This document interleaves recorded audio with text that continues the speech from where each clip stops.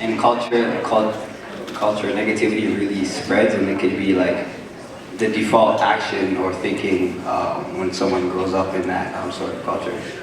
So then I was just with a couple kids actually yesterday. I got a great opportunity to take them to see Dan Green, and like we were just bored. We were in the food court, and then I was like, all right, why don't you guys just roast each other, make fun of each other, because usually that's what kids do. Like when they're bored, they don't know what to do. They just make fun of one another. And then I was like, no, let me stop. Instead of that, why don't we just compliment each other? So whoever compliments each other like better, then you guys as winner. And so I got my idea. I'm like, yo, why don't we have something like a Toronto youth compliment competition, where like you can get kids from like different areas, bring them to like one huge place, and just it's like battle rap, but like nice battle rap. So like whoever says like the nicest thing to one another wins, and like hopefully we can get them some money or like different like endorsements or things like that. So hopefully in a couple of years I might end up doing that. So watch out for that.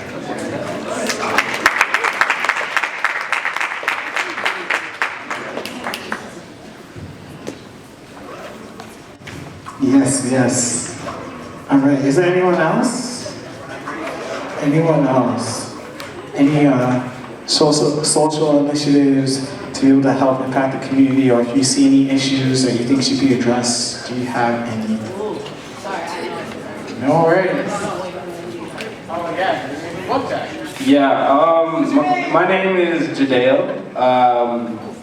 So I feel like a social injustice that we kind of overlook is just the school system, how they decide to put kids in certain classes because they can't read or they can't do this math, and it's not really that they're not smart enough, it's more just they are in environments where they can't be their full self, so it's straight off the jump. As soon as they're in school, they're already being labeled, they're already in the system, they're already being seen as something else compared to the normal kids. So I think that's another thing that we should talk about.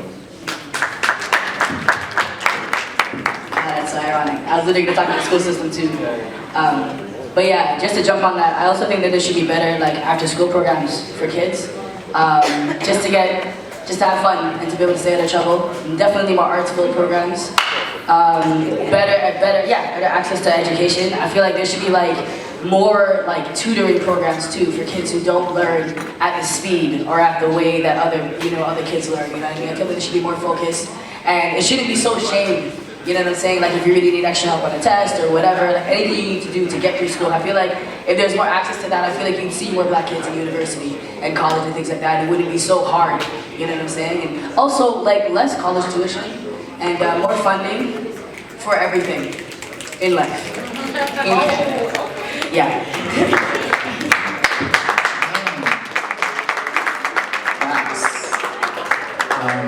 I got one. I've been holding it back the whole time, you guys. Holding back. So usually what happens in January, rises this thing called love languages. Correct me if I'm wrong, but it's love. Colors of self-love. Thank you. I appreciate that. I know some love languages in there somehow, right? No, that's another event. This is good. I'm getting educated. This is great. So the colors of love happens in January, and colors of self-love. All right. Trying to keep my composure about this. The Colors of Self-Love happens in January, for those who don't know. And pretty much what happens is a collective of people, much as ourselves, we get together and there's a topic that's said, and then we break up into groups. The guys are with the guys, the girls are with the girls, and then we talk about what was the question, and then we talk amongst each other, because there might be some things that fellas are just don't feel comfortable just saying it to y'all that are around, you know? And same thing with y'all that may not be comfortable saying things when fellas are around. And what I found is that like it was a very great healing tool, because after when everyone's done discussing, everyone comes back to the circle and then we all share what we've learned in those circles. The whole point of me bringing that up is that I feel like there needs to be more of that happening, because a lot of people are going through depression, they're suffering through anxiety, they're suffering through different mental stigmas that's attached, but they want it unattached and whatnot, and there's a lot of healing that can come through it. Not trying to put the pressure on alive for like 22 years, and I think the most beautiful thing I've seen is in my neighborhood. Like before I moved out to Scarborough, I'm from Rexdale, Kipling. The best thing that I've seen is there's this organization called Brayburn, and it wasn't within Thistletown Collegiate. That's my old high school. And what they would do is they provided breakfast, lunch, and dinner for the kids. I think that's important because it's like, there's so many kids around that area that just don't have. And when you give your kid to the schools, because you're giving them to the school for the rest of the day, right? When you give them to the schools, they're supposed to take care of your kids. You feel me? I don't think it should be a partial thing, like they take care of you part way. Like I feel like Brayburn, because they also provide tutoring and they also provide jobs after you graduate. You can work for them, you get paid, you get a wage, and it's a competitive wage. You get paid like 15 bucks. I think that's a beautiful thing. Like they're not only molding you, but they're nurturing you, right?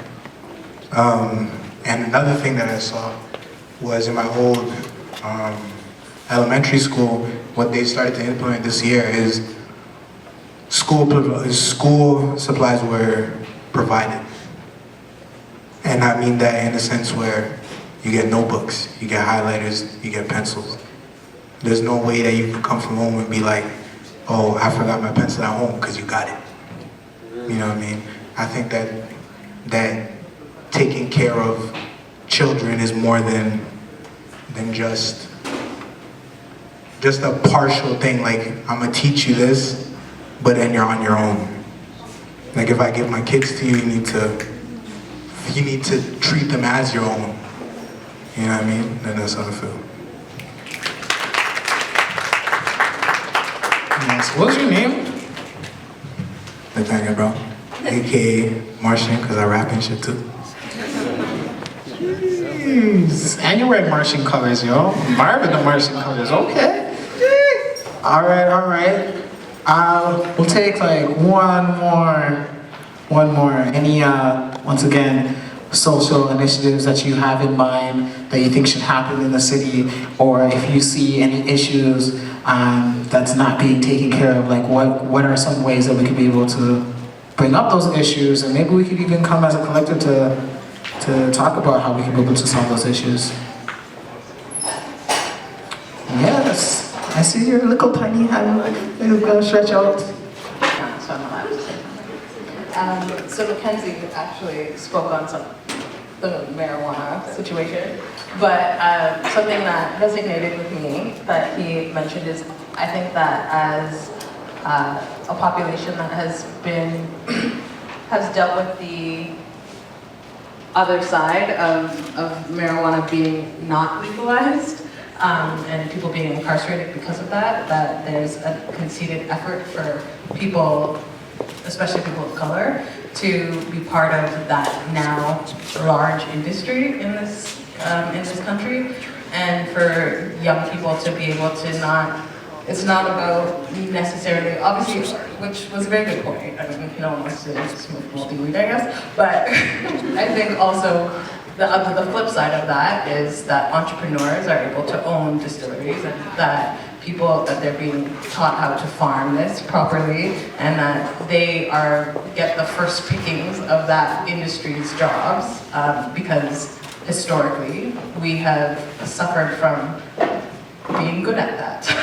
Right? And so I think that there needs to be a conceded effort for people of color, people who are from these neighborhoods, to have the first pick of those jobs, because our people have suffered because of them.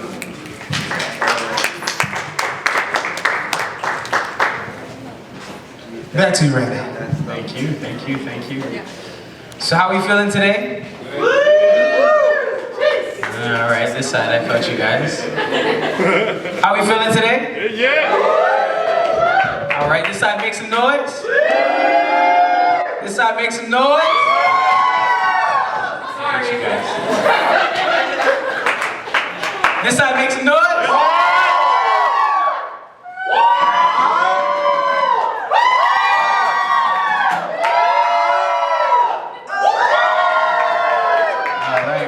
Cool. So we're gonna get it going. We got a couple rituals we do just to get the show started. So the first thing we do is words are really powerful, and we like to use words here as a way to empower, to motivate, inspire ourselves. I want you to turn to the person beside you and tell them you got greatness inside of you. You got greatness inside of you. And tell them, yo, kick it up a notch.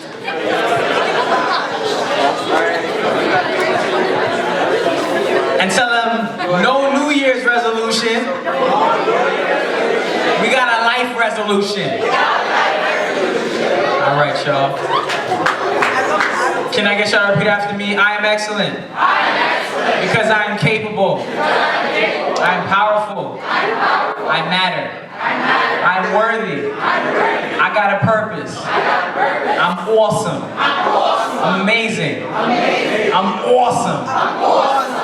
Emphasis on the awesome.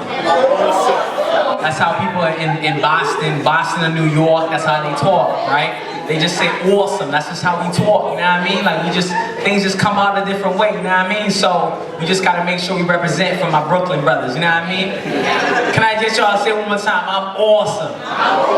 All right, y'all. The second thing we do is inside of our hands. We got these nerve endings inside of our hands, and I want to invite you to rub your hands together. Ask yourself why you came here today. I know a lot of us are here because it's free entry, free food, big ups.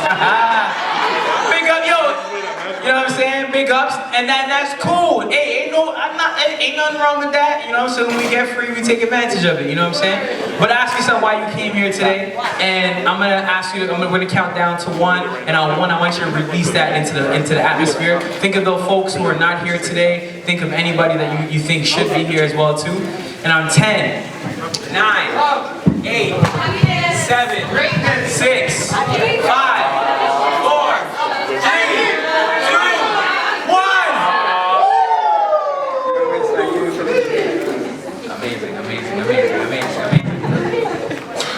All right, so before we get this even started, I just gotta thank a few people. First and foremost, I wanna thank my brother Spin El Poeta. Louis, can I give him the gubby? Louis Mexicano. You gotta pronounce it right though. Luis Eduardo Mexicano. Oh my God. I'm gonna let you say it. I'm good. Just keep it as Spin. And just, I want to big up Spin for all the work that he's doing in the community, for bringing this together, making this happen. He's a huge proponent as to why this is what it is. So I thank you, Spin, for what you do. I want to thank, so make a give it.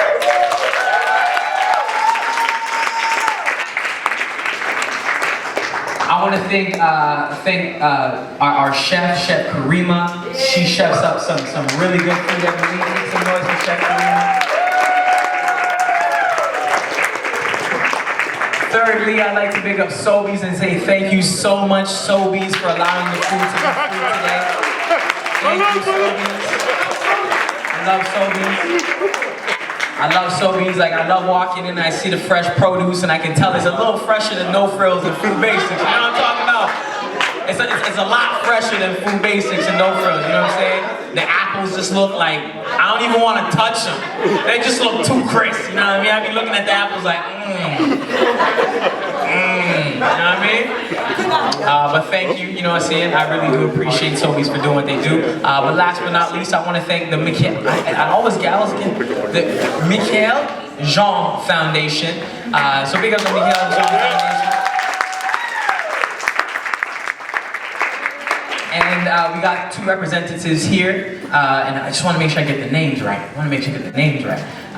So we got 2 representatives here from the Michael Jean Foundation. Just want to say a few words. So if you can all help me and join me and help me to introduce Peter and Dahabo to the stage. Put your hands together. Thank you. So how y'all doing this afternoon, or this evening, I should say? How y'all doing? And again, how y'all doing? That's great, that's great. We're really happy to be here. It's been, I think, almost 2 months of traveling from almost coast to coast to coast of the country to meet with incredible young black leaders from places from Ottawa, Montreal, Toronto, Halifax, Edmonton, and the list goes on. We've had the privilege of being able to reach over 100,000 people, black folk, in the space of 2 months. It's just been an incredible journey, and it's really thanks to your involvement, your support that we've been able to do that. But I think it's important for you to understand why we're gathered here today, why we decided to bring this movement essentially together. Last year in December, we organized what was called the National Black Canadian Summit, where we brought together 800 black leaders from across the country to build a national strategic action plan for the International Decade for People of African Descent. How many of y'all have heard of the International Decade? Wait, what? Maybe y'all didn't hear me. How many heard about the International Decade for People of African Descent? All right, that's okay. That just means that the UN has some work to do. So, it is what it is.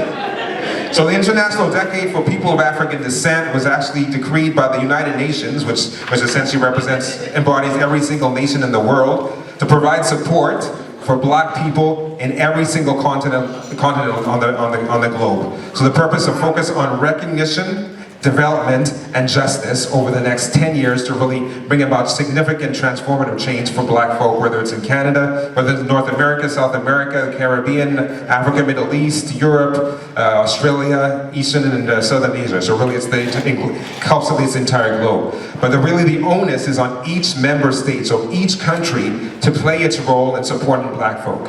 So what we did in December was to bring 800 black leaders together with the Federation of Black Canadians to really build that strategic action plan to make sure that as a community of communities, we know exactly what our priorities should be and what we should be working on together. So that was number one. And second, to engage the government and the private sector to make sure that they're not leading the way, but they're supporting us as we lead our own way, okay? So one of the criticisms, or the critiques I should say, which we really took seriously, was that there wasn't enough opportunity for young people to participate and for those who weren't physically able to make the trek to Toronto to participate in the conversation. So what we did was we decided that we wanted to crisscross the country to make up for that vacuum, that gap. And so eventually, thanks to support from this incredible woman next to me named Ahabo, who's representing the Somali Center for Family Services, who you'll hear from pretty soon, we were able to persuade the Department of Canadian Heritage, which is hiding somewhere here, you'll see right there, Department of Canadian Heritage, to provide us with funding to do exactly that, so to consult and meet with young black folk across the country to really get your recommendations, your solutions, and make sure they're front and center within that International Decade Action Plan. So today actually is the last day of that process. This is the last session that we're organizing, so you guys are making history with us tonight. So please give it up to yourselves.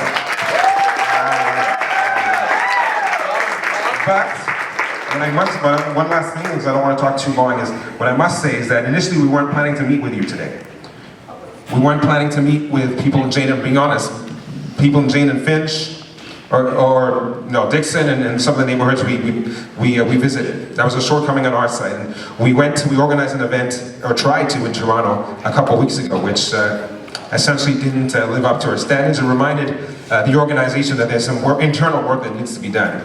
But one of the thoughts apparently that I came up with, is I couldn't remember who came up with it, but Spin reminded me that it was me apparently. It was you. Yes, it was me. I was like, why don't we go visit some of the key neighborhoods and engage with the young people there. Instead of trying to get young people to come into our space, why don't we go into their space and hear what they have to say? And so that's what we've been doing. And so we were just really privileged and blessed to have Spin in that room with us. As he said, he immediately jumped on the idea. He's like, yo, I know a bunch of people, lots of doing incredible work.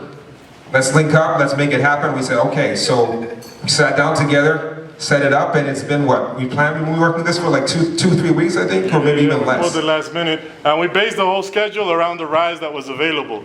So based on today's availability, we planned everything else. So once again, y'all made history. Yeah. Y'all, it's nice to you. Thank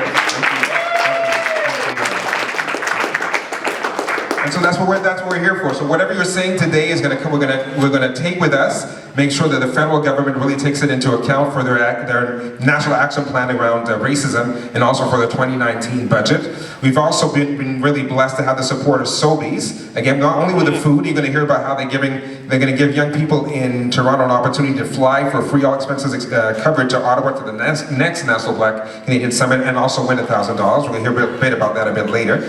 Thanks to Sobeys. They're really trying to make a difference, so please give it up for Sobeys. All right, that's why I like Toronto. Since the beginning, it feels like we've been working together for like 7 months, but it feels like we've known each other for like 15 years. I don't know, but she's an incredible leader, transformative, really committed across the board. The amount of work that she does is just blows your mind. So please give it up for Dahabo. The love is real in this room. I love it. You guys are lovely. So thank you, Peter. My name is Tahaba Ahmed Omar. I am part of the Somali Center for Family Services. It's an organization that's based in Ottawa. We've been in existence for about 30 years now. And some of you might know that the Somali community immigrated here into Canada in the early 90s. Immigration laws changed quite significantly. And so we weren't too sure how to get our services when it comes to jobs or getting our education accredited, or how to get a house, where to go get food that wasn't expensive. So we had all these challenges and gaps within the community, and so a few of our elders decided to open the community center called the Somali Center. And so originally it was supposed to service only Somalis, and now it's servicing all Blacks within Ottawa, and it's the only Black-led organization there, and it's been doing fantastic work. And so I'm very proud to be a part of that organization, and also to be partnered up with the Michael Jean Foundation for this project. Peter talked about a lot of different things, and so I want to just quickly maybe go back to the International Decade for People of African Descent. It's important that we acknowledge what that means for us. So the UN declared it in 2014. We only declared it here in Canada in 2018. So we're 4 years late into the game, which means that we've lost a lot of time to push our challenges and our obstacles into the platforms that we need to. So this is why these type of platforms are very, very critical for us to make sure that we get our voice in those decision-making tables, right? And so the decade really talks about the fact that the Black community is now considered a distinct community, which means that we have challenges that are very particular to our community. Sort of same thing with the Indigenous community, right? And so it's important for us to really actualize that when we are providing our recommendations today, and to sort of talk about what is particular to us and how those recommendations should also be particular to us. So when you give out your feedback today, think about it this way. These programs and services that the federal government or any level of government is putting out needs to include you, and needs to speak to you, and needs to have a positive impact. So nothing about you should be done without you. So it's always been, the motto has always been, nothing about us without us. So it's important that you remember that today when you're giving out your input, because we're going to actually take all of this information, and Peter and I are going to do some of that work. So he did talk about the fact that we've been working together for such a short amount of time, but it does feel like a very long time. We're like texting at 3 a.m., we're awake at 7, we take a nap at 4, we wake up again at 5. And so we've been doing this little thing. But we're very, very proud of the work that we've been doing because of the people that we've been meeting. There's a few people that I recognize in this room already, and that have become really good friends of mine. Even though we have such a big, even though we have such a big gap in age, you guys are so intelligent. I remember at your age, I wasn't doing any of this work. I wasn't coming to these type of events. So I'm very proud of our Black community being so woke and coming to these events and being aware of what's going on and how they can help, and being so engaged. So you guys should be very proud of yourselves for coming out.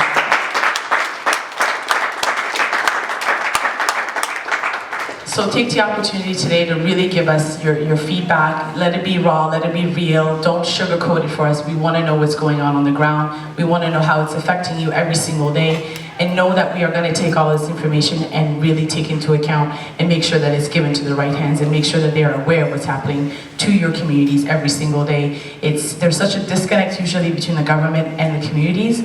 We're bridging that gap. We're sort of that middle ground now. And so we're very happy to be doing it. I've been very emotional this entire week, and I'm glad that Peter came up with the idea of coming back, because we were really seeing what's been happening. We had 11-year-olds at last session talking about being discriminated against at 11. 11 years old, they're already faced with this. And so,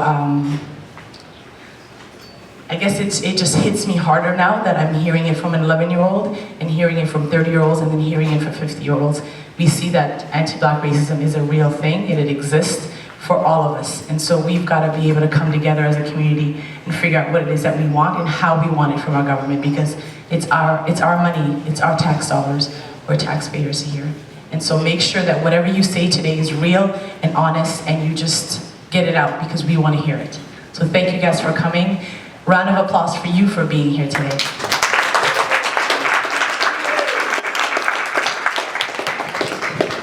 My friends, make some noise for yourself now, huh? Is unfortunately, they think that Canada solves all your problems. Yo, when I'm in Ghana and I see people that look like me and I don't have to think about being black, there's something so powerful about that. Everyone looks like me, everyone relates to me. It's such a beautiful feeling, and I encourage you to go see the motherland. Like, I got to see the castles where the transatlantic slave trade started. There's a feeling that you get out of being there, of understanding our history, that we're all connected, that we are not divided in any way. We are all the same people, you know what I'm saying? So I'm really grateful and glad to have this opportunity to be here. But like I said, I want y'all to really speak your truth, talk about your experiences, you know? It may be hard, but understand that you sharing your experiences is gonna provide an opportunity for somebody else in the future, for our descendants, for our uncles, our aunts, our grandchildren in the future, you know what I'm saying? So you really have an opportunity to do something special. So I really encourage you to bring your truth to it, all right? Cool.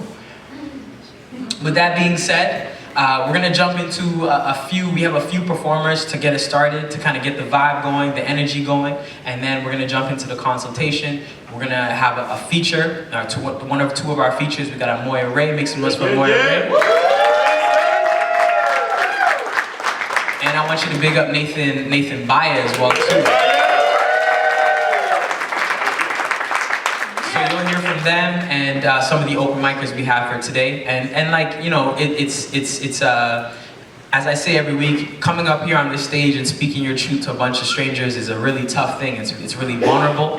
But I ask that you just give as much love as possible to the performers who are coming up here to share their stories and their experiences, because they do deserve to be heard. So yeah, I'm Jadale. I'm an artist, like literally from here, like down the street, like 5 minutes away.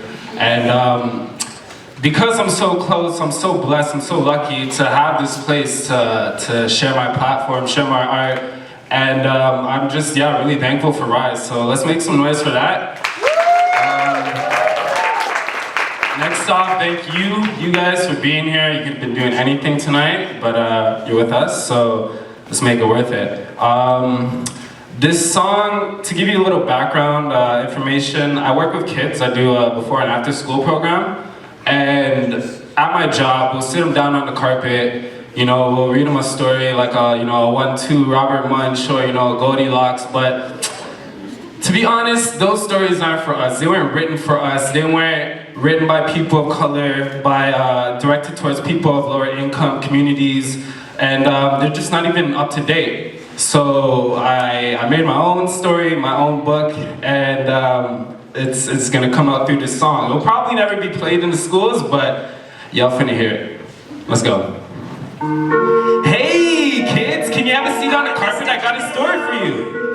So once, there's this youth named Jimmy, right? Good youth. Did his homework, but he tried to be cool. And one day after school, he went down his alleyway. His mom told him not to go down. Now, in this alleyway was a big bad wolf. The bad wolf stopped Jimmy and said, "My Jimmy, smoke that.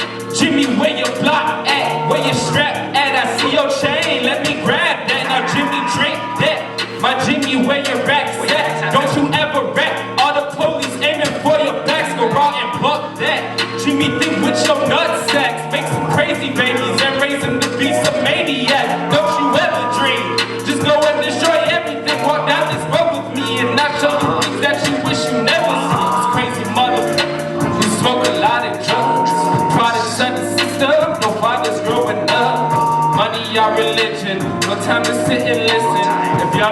a damn, man. We don't give a what. Pick it up where I left off at. Little Jimmy get a full-grown mustache and a whip with a work in the backpack. Little Jimmy in the wolf moving white crack with a pistol for man trying to hijack. Pretty living double willing, he a really grilling whoever it was says to trying to trespass. But this won't last. Jimmy knows that. Most grass has gotten too powerful. His time's nearing as he's steering down the road, putting on to the last of his block. So he crashes into oncoming car. Cops rise, put his side, speeding 25, so 24. With smiles and eats Jimmy alive. Motherfuckers who smoke a lot of drugs. Products of the system, no fathers growing up. Money, our religion, no time to sit and listen. If y'all don't give a damn, then we don't give a what.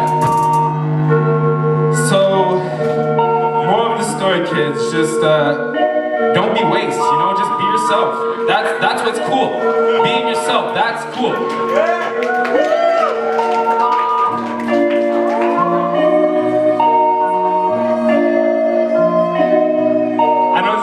Sorry.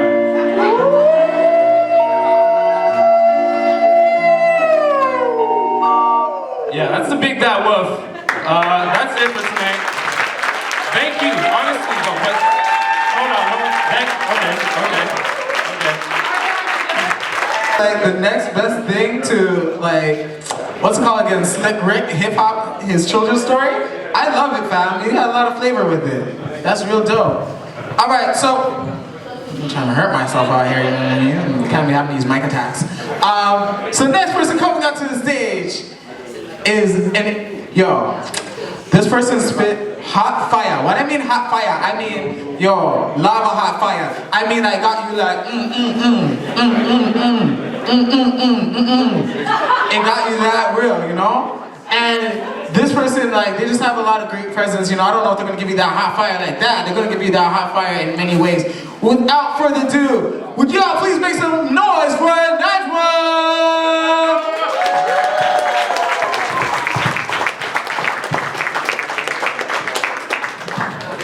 It's kind of hard to go after, you know, what just happened, but I'm gonna sing a song by Jasmine Sullivan.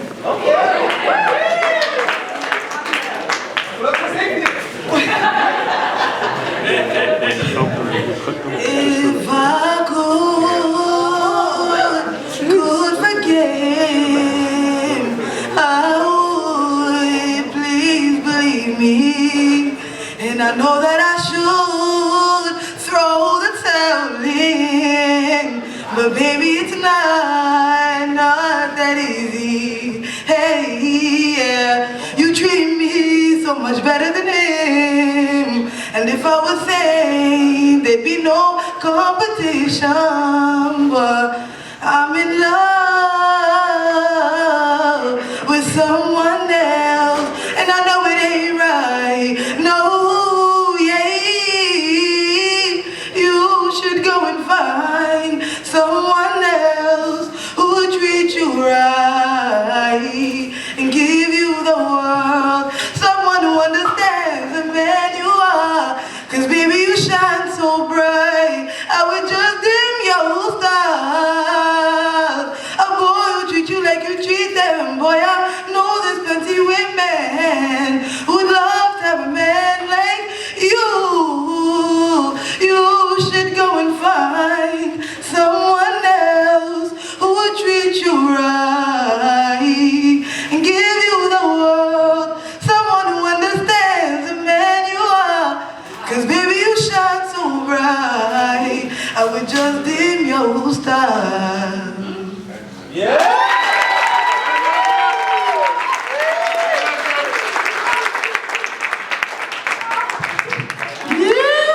That's how you're feeling? Jeez, one more Good time. night. Peace and love to you all. Just gonna say something quick. I think meditation should be like put into like the school curriculum. I don't know, where they can like have like 10 minutes to just like tone it down, because you know you deal with stuff at home, outside, children, like just everybody really. So that's kind of like, and it kind of deals with like depressions, you know, like stuff you go through. But yeah, I feel like that should be a part of it.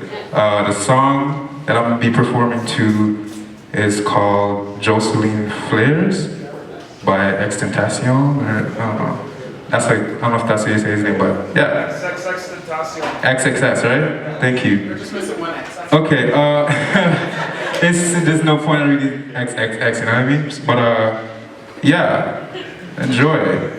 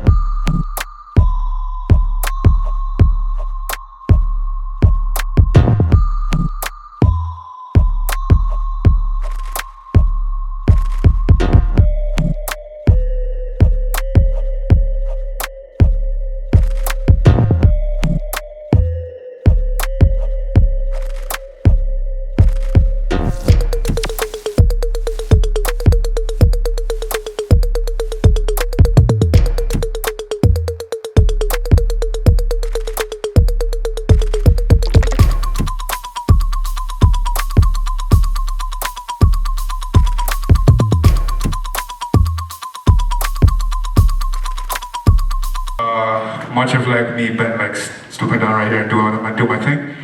You can go on the page or you can go on my page. It'll be on the right page.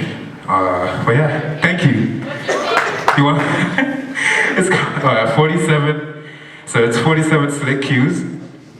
The number 47 SLIIC.QUEZ. So slick cues, as in like you're queuing something. You get it? Okay.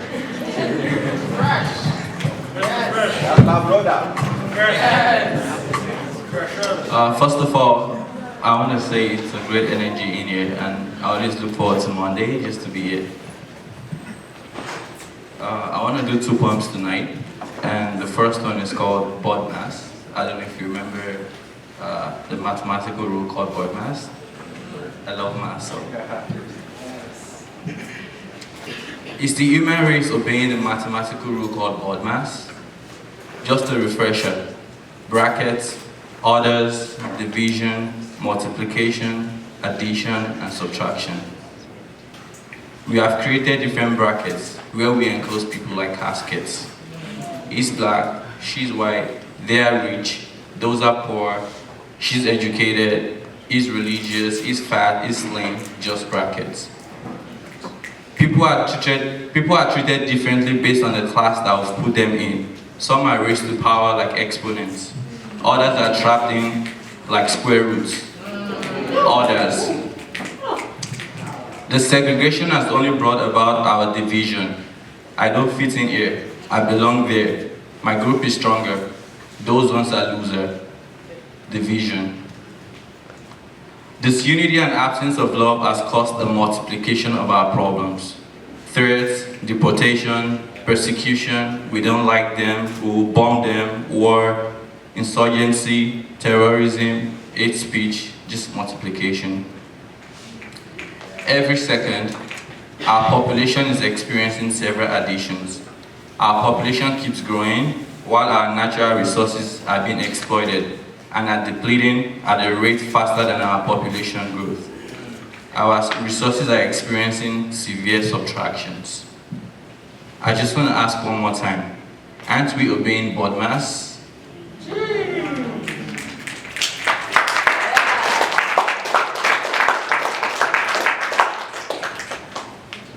The second one I want to do tonight is called One Body. Each one of us is a member of one body. I could be the nose and you could be the liver. The body is whole if we individually play our part in harmony with others. The fingers doesn't have to compete with the toes. Unnecessary competition instigates making foes. I respect your contribution and you respect mine. That is how it ought to go. Problem arises when a part deliberately or indeliberately fails to accomplish its purpose or goals. Nevertheless, we have to live with the consciousness that we are not many, but one. Thank you.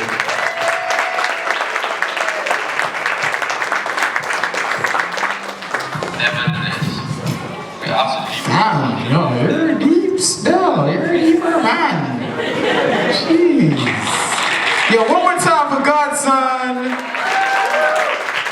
Yes. Yes. So many beautiful people in the room. You guys are all so beautiful. Yeah. You know what?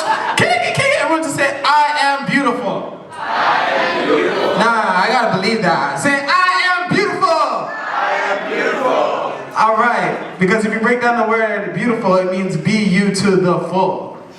See, beauty comes from within before it radiates on the skin. And y'all, they're radiating out here. Jeez, I'm getting vitamin D just looking at y'all.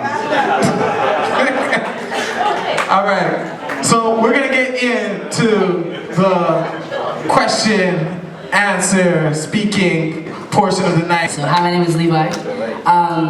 I mentioned this earlier, but I'm gonna mention it again. I'll start off with a story, I guess. So I was trying to look for a job, and I was trying to apply for this job program. But the thing is, I'm trans, right? And so basically that means that like the name that's on my birth certificate isn't the same name that I go by. So basically the lady was on the phone with me talking about, oh, well, if you want the job here, you know, you're gonna have to go by the name that's on your birth certificate. And I was like, okay, cool. That's not a problem. If you want to sign my government papers saying my government name, no problem. But when it comes to socially, I would like to be called Levi. She's like, oh, that's gonna be so confusing, da da da da da, ray ray ray. I was like, what kind of stupidness is this? How are you a youth employment program? And you want God trying to tell me, say that I can't use my name, that I want to say my name. This is my name. This is my name. How are you gonna argue with me and tell me you're gonna be confused? Like, are you dumb? Like, it was so, I was over it. So basically, and then it wasn't the same thing that happened here, because to be honest, I wanted to get into, y'all know about BizStart? I'm gonna put them on. Y'all know about BizStart? Okay, that's fine.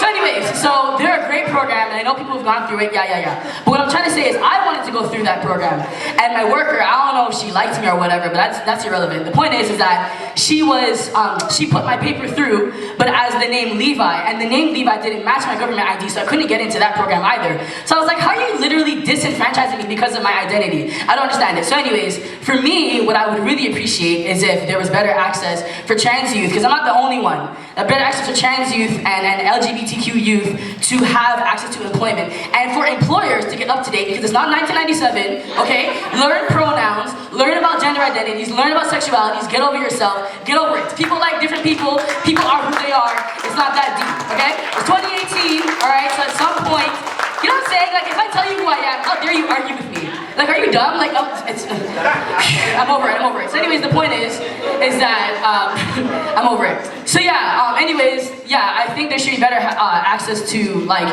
more opportunities, especially for Black youth. So, thank you.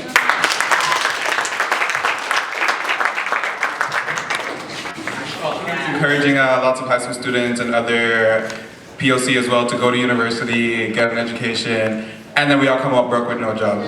So I don't understand. I think all the programs should have an corporate component that includes what is it called? Placement, where they actually, useful placement, where they actually paid useful placement, that they actually use to actually use your degree and get some actual world experience. Because, I mean, it's really not set up for you to come out with experience, for you to come out and think about the world, think about life, and then not get a job. So, I mean, if we find another way to really branch that, especially we have so many organizations in the city, so many different employment opportunities, and we're not connecting the gap between that. We keep saying we want youth to be involved, we want this to change, we want new ways to think about this, but we're not including any of these new people in any of these fabrics of things. We're expecting things to just change overnight. So that would be my suggestion. Sometimes as a youth, you know, we recognize that because you are young, there is a gap in knowledge. And you want to do stuff and you don't know if you don't know what's out there for you, you know. And yes, the government has a lot of programs aimed at youth and stuff, and trying to build entrepreneurs and all these programs, but no one's ever heard of them. And to me that makes no sense, considering that the government will spend lots of money promoting a lot of other things across, you know, television, radio, but they wouldn't promote, you know, stuff like employment opportunities and programs, job programs. These are things that don't just affect young people, but affect the economy as well. You know, if you have a program that, you know, will supply youth between a certain age with opportunities to get grants or to get funding for business opportunities and whatnot, or to be self-employed, why not shout that from the mountaintop? Why not, you know, try and see how many motivated young people you can get with ideas and plans, you know, to apply, so that, you know, it shows the success of your program, it shows it's not irrelevant, you get more funding, you know, there's things that can be done. I know there's a lot of things that are being done, or at least that are being talked about being done, but I think there's some very practical, you know, things that can be done. You know, if you have something, tell us. You know, yeah. Real quickly, I think Marcus makes a really good point, and I think you just have to be in certain circles to hear about those employment. I get a lot of emails, and we do our best to disseminate it through our networks, but you know, we can only do the best that we can. For some people who don't know, like I've been privileged to hear of some. There's BizStart, which is a pretty cool program. There's Yes Youth Employment Services, if you haven't heard. There's also something, an entrepreneurship program called Business in the Streets, which is also happening as well. There's also a program that I was privileged to be a part of called Studio Y, that's also happening. But there's also the Center of Social Innovation. They have something called H's and Change. So, you know, I think sometimes you just kind of have to, you know, be in the circle, which is kind of not necessary, because what's the point then? Right. You know what I mean? If only certain people are hearing about it, right? It's like, yeah. Or why not? But they have special abilities, because I don't believe in like disability. I believe there's special abilities. And I feel like, you know, if they got like, if we got exercise or whatnot, or given a chance of patience, because I know, and I teach youth in classrooms with music and whatnot, and youth that have special abilities, it takes some time to be able to execute, but when they execute, they execute. It's real, it's like unreal actually, because sometimes they execute more than what the average person could do and whatnot. It's just the balance between, like, if someone has ADHD or whatnot, you know, or yeah, it may take someone some time to be able to process the information and whatnot. It just takes time, and it's just like maybe there could be something outside of that. I don't know, maybe of the job, or maybe in a particular, like, I want to say like a community spot where it's just like you can be able to exercise his skills, or be able to exercise his abilities, so that they can get stronger and better, so that they can be able to keep and retain the job that they have. Because, yeah, they're capable of doing it, but just like, you know, it's just growth, you know? It takes time to grow, so. But before I go, I know Amelia had a question. She told me from time, so I'm gonna go to you first, and then it's you, and then, yeah. Sometimes it's just like speaking because I love speaking. Sorry, I won't take up a lot of time, just a comment, really. One of the things that can really help change the structures of hiring practices is having people of color in positions to make those decisions. I know personally, I work for a library system. I won't air them out right now, but I had to have a meeting with the CEO about the lack of support for people of color in our system. I am one of 6 that staffs over 150. No! And one of, oh snap. I saw that. Sorry. Okay, that's okay. And one of the things that transpired during our conversation, which was just a week ago, the CEO said to me that the reason why a lot of people of color are not in the positions of power within our structure are because they try to make their hiring practices open to the best and the brightest. Wow.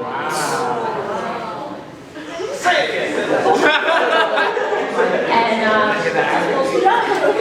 without jeopardizing my job, I had to help her check her privilege. And in response to that, I just let her know, and this is something that a lot of employers try to do. They try to tell you that they are equal opportunity employers. I just had to take a moment to kind of remind me that there's a big difference between equality and equity. And oftentimes they rely on this belief of equality. Oh, well, the job position is open to everyone, but your major requirement is to have a master's degree. How many people of color do you know can afford to go to college for 2 years or university for 2 years and still maintain a standard of living that you were able to have and then apply for this job? Not many. So one of the suggestions that I made was to remove that barrier. Remove the requirement for having a master's, because I know many people who could do the job with their eyes closed, but just cannot afford to go and get their master's at this given time.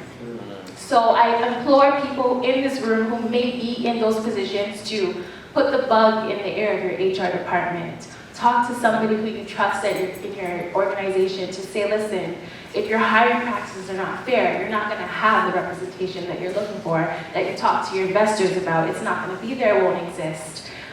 Put people in the positions to help bring other people up. And don't give up, don't settle for less, ever.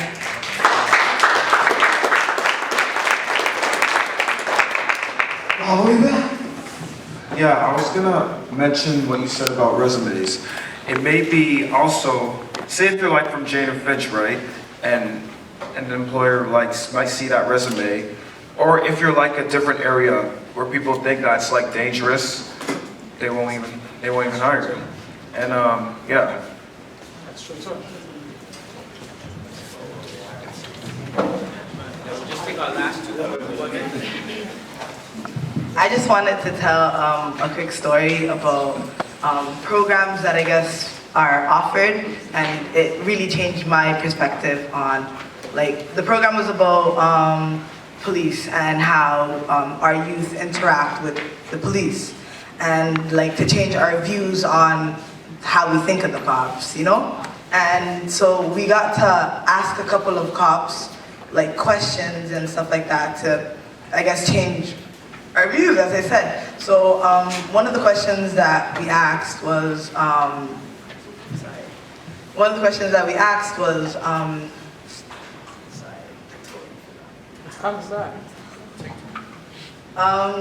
we were taking a video and we got to ask a lot of questions. And the first day of the video, it was just us speaking about our opinions on the cops. And the second day was the cops, we were asking them questions. So they understand, I guess, like, I don't know how to explain it, I'm sorry. I just kind of got nervous when I got the mic, but... You want us to come back? Yeah. Okay, welcome back.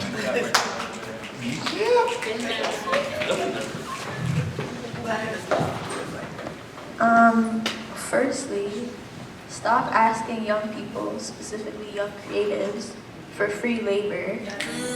Because, yeah, like exposure and experience is important, but that's not gonna help me pay my rent firstly. And that also means that like young people who want those positions and who need that experience, who aren't in positions where they can do unpaid work, are gonna be barred from accessing those things.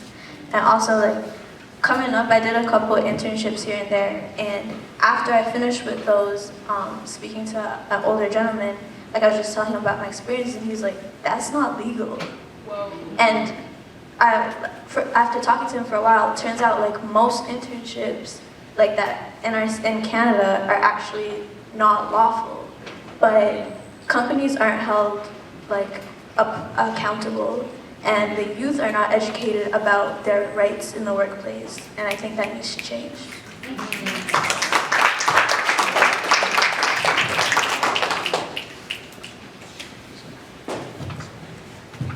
Just a show of hands, how many people feel like they've been discriminated against when applying for a job?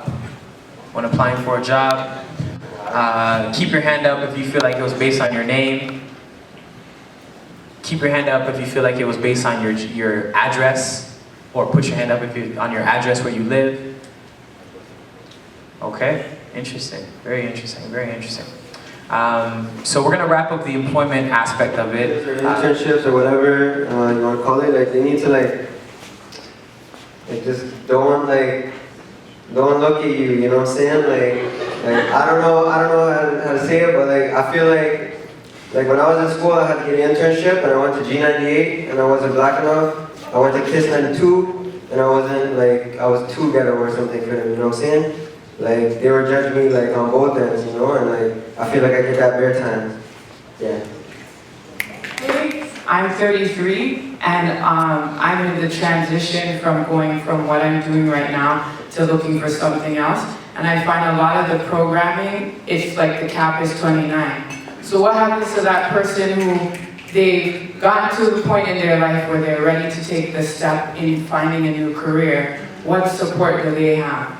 So that's campaigning on police officers, and I think we should be a part of the screening process of who becomes a police officer. I feel like we should all have a say. There should be a jury of random, just like you have a jury in court. I feel like there should be a random jury of people that kind of decide who decides to be a part of the police system, because then we can, you know, figure out who's mental health issues, who's been bullied, and wants to become a police officer. Everybody has a different merit or a different idea as to why they want to become police officers. And I think we as people should have a say in terms of who does become a police officer. So that's me, I had that in there. Hi guys, I'm back. Yeah.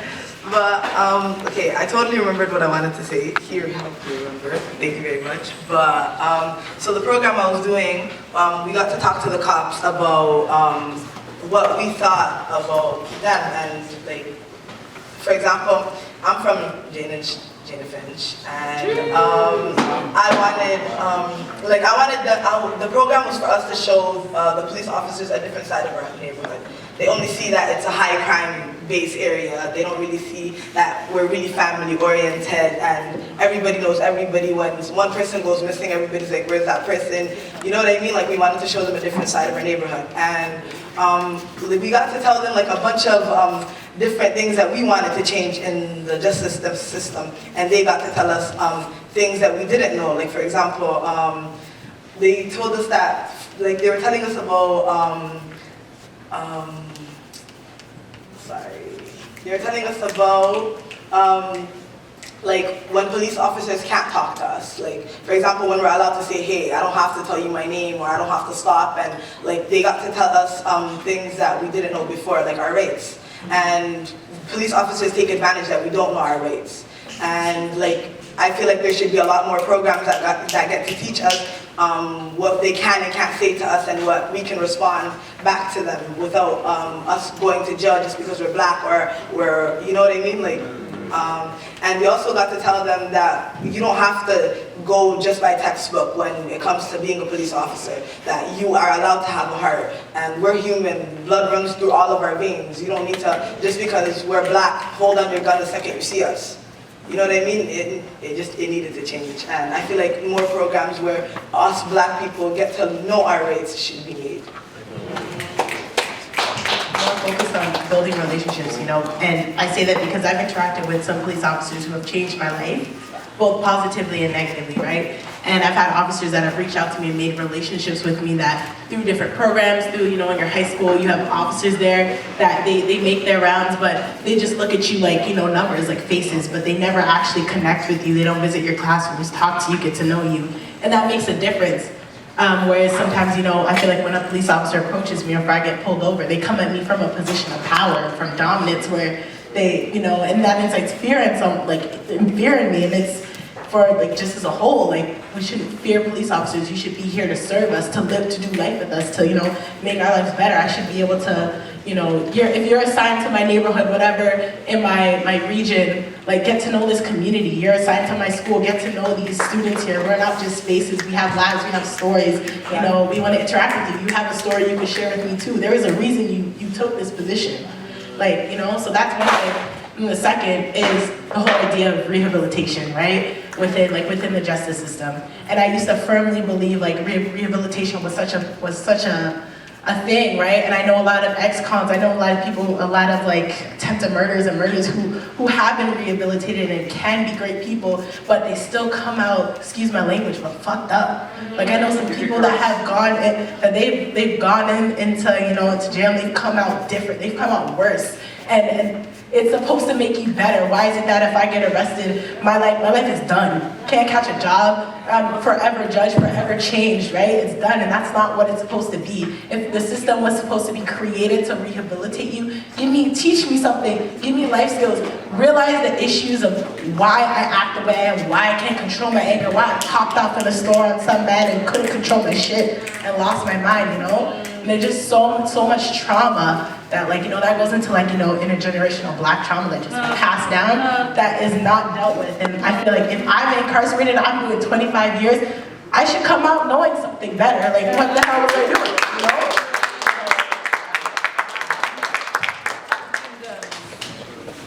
you know? Real quick, for anybody who is interested in learning more about the law online, my friend started this program called Legal Swipe. So Legal Swipe, you can check it out, and it gives you a lot of details about how to interact with police and the justice system. I'm gonna go right here, and then I'm trying to piggyback on the we're last gonna keep point it a that bit was shorter. made, and it kind of ties into the justice system as well as employment, because when people do come out of incarceration or the time that they spend in whatever, jail or prison or whatever, they come out and again, when you're filling out an application form, there's a question there, have you ever been you know, arrested or sentenced or charged or for whatever, I don't remember the question, but if you've ever gone to jail, and that's a red flag. As soon as you say yes, that's a, well, you're not getting hired, goodbye, kind of thing, right? So what could be done about that to help people who have gone to jail, who have been sentenced because of a crime that they committed, come out of jail now, and they're looking for work? Are there programs there that are in place that will help them, or that are open to helping people who have been in jail and, you know, have to reintegrate themselves back into normal living? You know, for youth and, well, anyone really, but youth in particular. Is there something there? And if not, why? What can we do to change that? Legal Action Center. You can go on their website, is www.blacklegalactioncenter.ca, and they help people, especially people in trouble. And it's focused on people who are black, and it's called Black, B-L-A-C. Amazing. So I know a lot of people didn't get to speak, but I'm just gonna do like a quick thing where I'm just gonna ask a question and we're just gonna kind of go run it real quick. So I'm asking us to.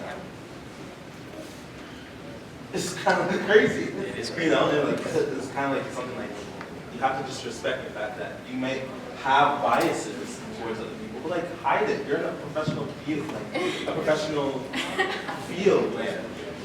Do better. It's almost like, how do you serve and protect people you don't understand? Like, that's a tough thing. You know, try, yeah. You know, how do you try to serve and protect people you don't understand without like trying to, like someone said, you know, understanding their lived experiences, their community, for real. And Sienna.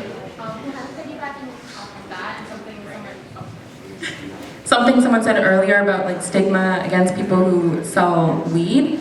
I think a lot of the crimes that happen in our communities are really racially seen, motivated, and like I don't understand why someone can be like a blue collar professional and murder millions of people and it's okay. They're kind of like, oh, well, but if you do something like sell a drug, it's seen as like, oh my God, you need to go to jail for 15 years. I think that forever. yeah, so I think that's part of like the racial Let's say program. you got arrested for selling weed, let's just say, it's a really petty crime, to be honest with you. I think it's crazy that the government's now selling weed, but hasn't liberated the people who are currently in there. That should have been the first thing. You get everybody else who's been arrested for weed, clear the record, and then you guys can start selling. Because y'all, that's hypocritical. That's so hypocritical. It's crazy. But on that note, like someone who's selling weed, like that's an entrepreneur who understands business, understands clientele. They understand how to make sure the clientele is happy. They understand how to make sure the product is good. They understand communication between the clientele, time management, business management. So they understand these things. These are skills that they've learned on the streets. Like, you know what I'm saying? Like, I paid for my first 3 years of university. Like, real talk, I'll be real. That's how I did it. But I wasn't a criminal. I just had no other ways to make money. That's the reality. But at the same time, I learned entrepreneurship. I was able to turn it and start a program like this for myself. But not everyone has that opportunity to, right? But I think that's something we should do. Like, if young people are going in for petty crimes, they gotta learn about like the petty crime. That if it's theft, how about we teach you how to actually like make, you know what I'm saying? Like teach you how to make something, like make money. If you're going in to sell weed, how do we teach you how to start a business, be an entrepreneur, because you are an entrepreneur, right? So that'd be my go at it. But anyways, I wanted to share with everybody who may not have been able to share their thoughts. I don't mean to silence you, but there are clearly a lot of opinions that want to be spoken here. As I mentioned, we do have a parking lot there. We've got a parking lot over there. There's markers available. If not, see Jason. Jason's got a plethora of markers over here. And we can make sure that your voice at least gets documented, all right? How do we feel about the first half of the show? We feel good? Her here, she came and she blazed up the stage back in July, I believe it was, and did an incredible job. She is one of the members of the Toronto Poetry Slam team this year for 2018. She's a national champion. Make some noise for being a national champion poet. She's a mom, a really caring individual, and just someone doing a lot of great things in her community, and we're really pleased to have her here. Please put your hands together for Moya Ray!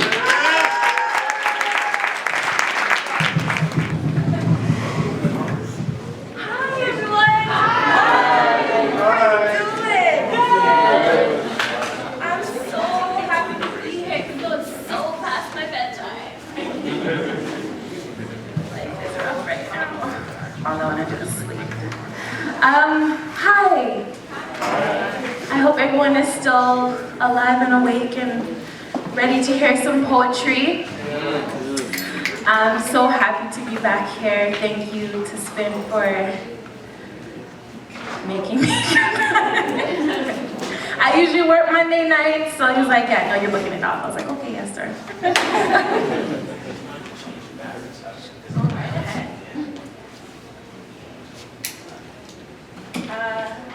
Where's all my Caribbean people?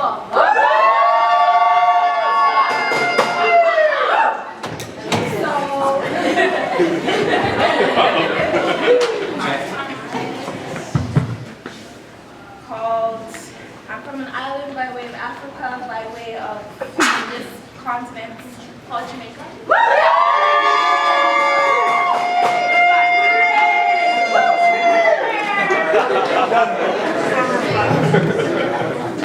I love being Jamaican. I wouldn't have it any other way.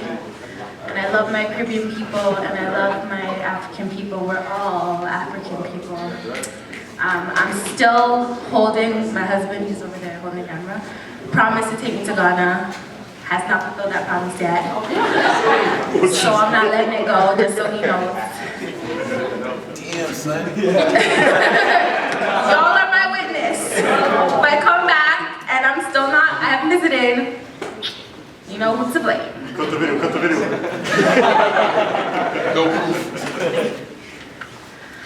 The great Adidja Punk, also known as Vibes Cartel, once wrote, XOXO, my love is very special. If you want it, you can have it, but don't take me for granted. So much, so much, so much things I did not say. I'm from Portmore, that's in JA. We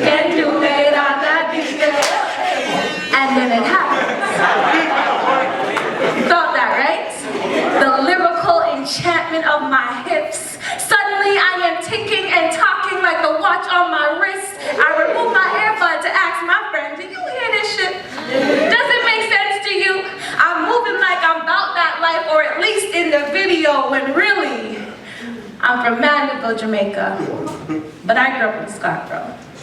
So they call me Jamaican Canadian, which is another way of saying that I am not enough of either while being too much of both. I am reduced to being classified by a line that is barely wide enough to fit a letter from my name. I am the hyphen.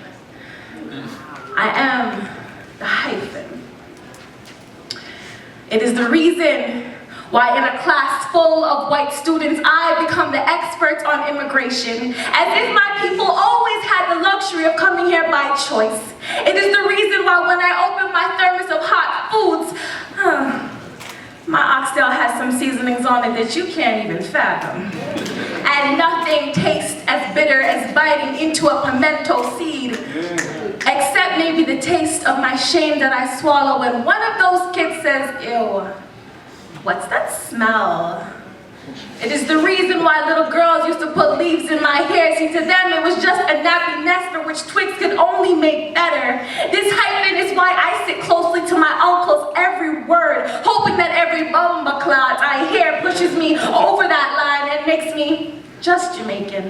This hyphen is both question mark and definition. This hyphen is the source of my PTSD. That's post-traumatic stress disorder from diasporic displacement. Ooh, I am the hyphen. I am carded before I am guarded by police. I am expected to sit still as my neighbor puts his hand up my skirt. See, this hyphen is a line too short and easy to cross. And no, the school teacher never beat me. And no, I'm gonna walk with cutlass. And no, I'm gonna bathe in river water.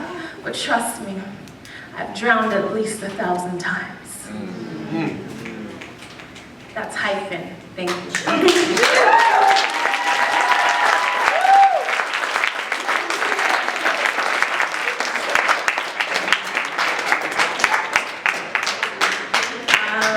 This next piece was a special request by Spin. We all know how that goes. Spin gets what Spin wants.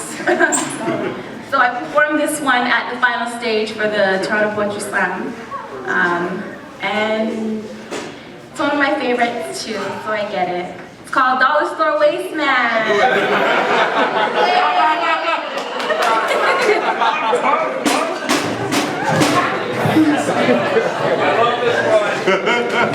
I lied?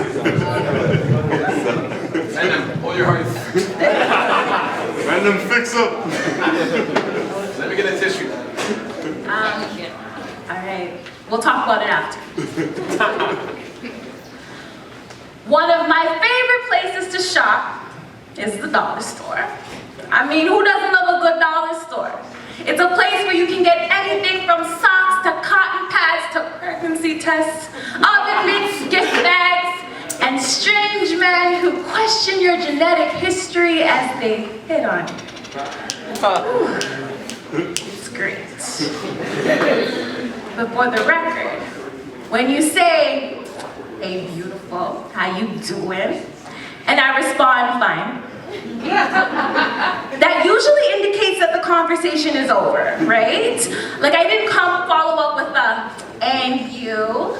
which means I have no interest whatsoever in your well-being, as I am too busy trying to figure out where they put those compost bags again.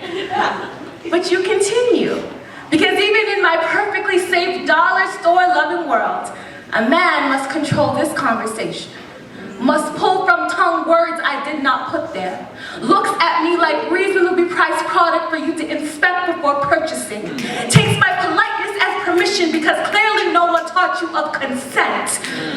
You say, "You're so beautiful, what are you mixed with?" I take a moment to collect my thoughts because I've seen enough women assaulted after rejecting a man's advances. I myself have been spat on once and I'd like for it not to happen again. I must be careful not to trigger you even though you are pistol, and we all know it's easier to blame the shooter than it is the gun, the way we blame women for being out that late or for wearing a skirt that short.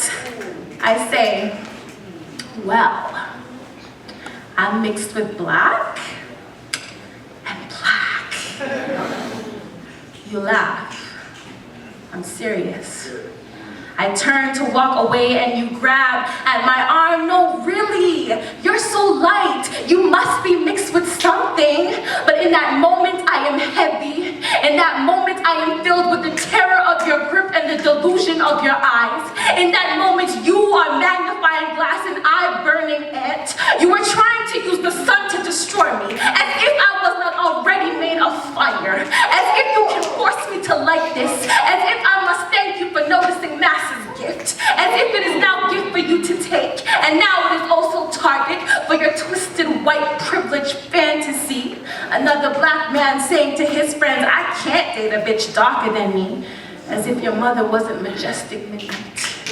As if your sister is in black sky with stars for eyes. I pray my son never develops a fetish for internalized racism, so if I am mixed with anything, it is promise, it is wonder, it is God, it is goddess, it is hurricane, it is paradise, it is darkness, it is light, it is woman, it is man. I pull back my arm back away and say I am a perfect storm of blackness and magic, and leave me the fuck alone.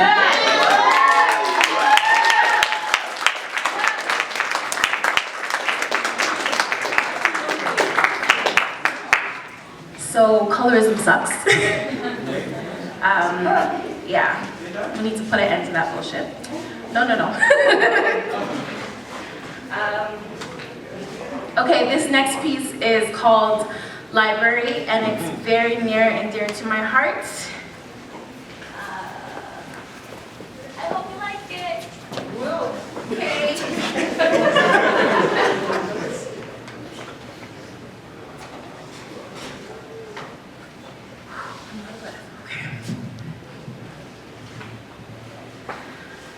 My first act of rebellion happened when I was just 7 years old.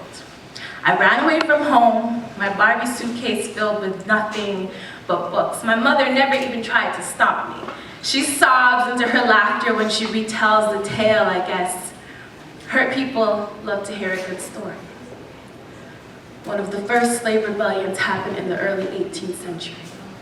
Nat Turner led an uprising that would see nearly 50 white slave owners dead, armed with nothing but biblical prophecy and batons. He read of a freedom that could only come by force. He told it again and again, I guess.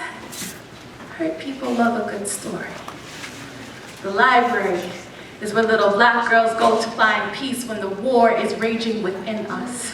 When we know too well what happens to black girls who speak as loudly as their mothers do. Falling face first into imagery that has nothing, that looks nothing like our destiny, that tells us we are gifted and special, then says no, not really. Anne of Green Gables, Wizard of Oz, Shakespeare, all the worlds in which black people suddenly disappear. It was illegal to teach slaves to read or write. Literacy was a threat to the institution of slavery. You want to hide something from niggas? Put it in a book. We all know they don't read. 3 black boys enter the library where I work on a Sunday in search of books from the literary canon. I show them the black author section. Give them Zora Neale Hurston, Brant Spannon, James Baldwin, call it reparations. I sit behind the counter now. White female aggression is nothing more than a nuisance that bothers me, asking me for help. Call it reparations. The current Librarian of Congress, Carla Hayden, is a black woman whose tenure will outlast Trump's presidency. Call it reparations. I am now teaching my 7-year-old son to read on his own. Call it reparations. He cries when he does not know the words, thinks that there was something wrong with him, but isn't this black privilege? To struggle with a language that has more names for you than you have for yourself. And haven't we read this story before? The one that couldn't fit on the shelf the way we wanted to, so we turned it on its side, weakening the spine, bending under the weight of institutional racism and people telling us that we don't belong, until eventually a little black girl has to write a poem about it. Chooses a career in public libraries, uses the same government institution from which she was once banished to welcome little children with open arms, turning the belly of the beast into birthing room, into sanctuary, into asylum. Call it motherfucking reparations. Yes.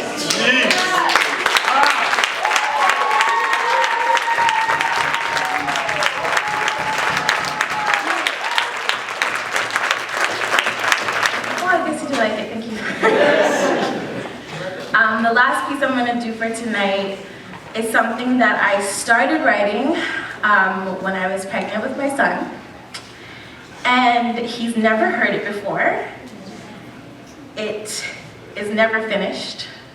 And I think now is the time, especially because one more is coming. I want to take this time to honor him and all that he has done for me.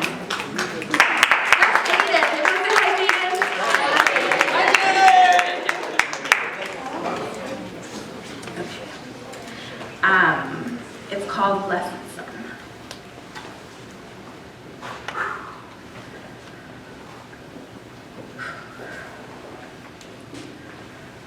I was not cursed with child, I was blessed with son. I was not cursed with child, I was blessed with son. I was not cursed with child, I was blessed with son who will rise, rise, rise, and be my morning glory. I remember being sick to my stomach, thinking it was something I ate. Still didn't acknowledge his presence, even when my period came late.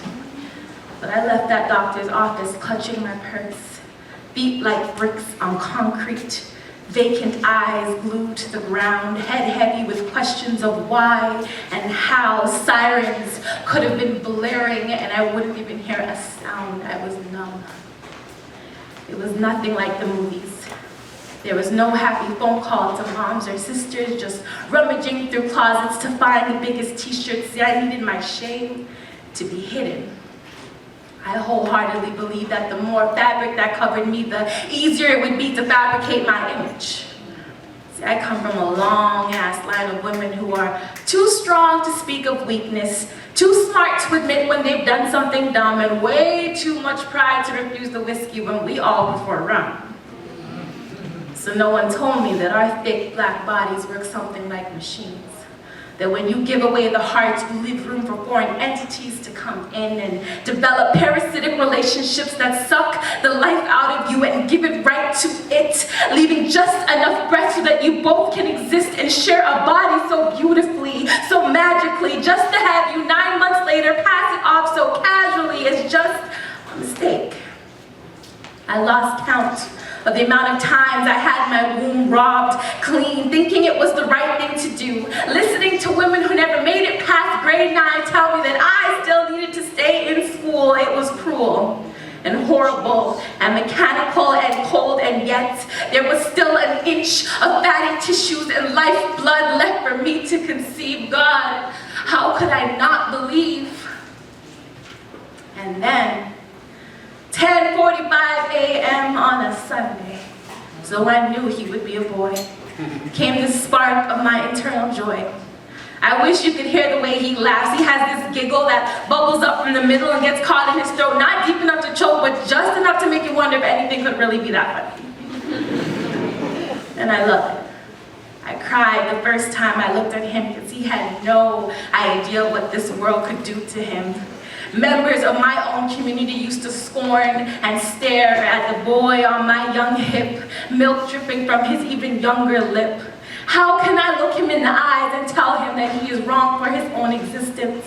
That with every candle blown on a cake, someone is working to extinguish that flame and tarnish a reputation that he has yet to build. And the worst part of it all is he will know them all by name. I cringe each time he begs to go to Nana's place, knowing she didn't want him alive in the first place, knowing that she is simply following in the footsteps of all the women who came before her. So I step aside and I scream for the world to hear. I was not cursed with child, I was blessed with son. I was not cursed with child, I was blessed with son. I was not cursed with child, I was blessed with son who will rise, rise, rise, and be my morning glory.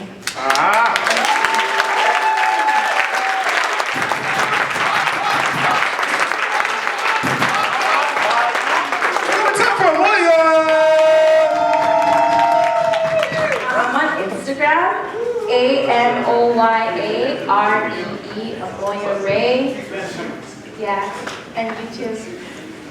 Yeah. Yeah, welcome. Yo, one more time. And Sobeys is proud to represent this event and give you all a voice.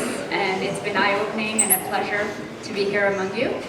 And yeah, it's been an honor. So Sobeys always values community representing, giving you a voice. So that's why it's so important to us to sponsor this, so that our public sectors and businesses hear you and customize their programs to suit your needs. So thank you for having me here. Thank you. And as I mentioned before, thanks to Sobeys, at least, I'm assuming at least one person in this room will win $1,000 on a free trip to Ottawa for the National Black Summit. And the way that you can win is we need you to send us a video that tells us how you were able to transform your lives and give us one suggestion to make your community or the city a better place. So once again, telling us how you were able to transform your lives and how, give us one suggestion or more about how to transform the city into a better place. And where do they send it to? Yeah, I'm getting there. Don't worry about it. We're getting there.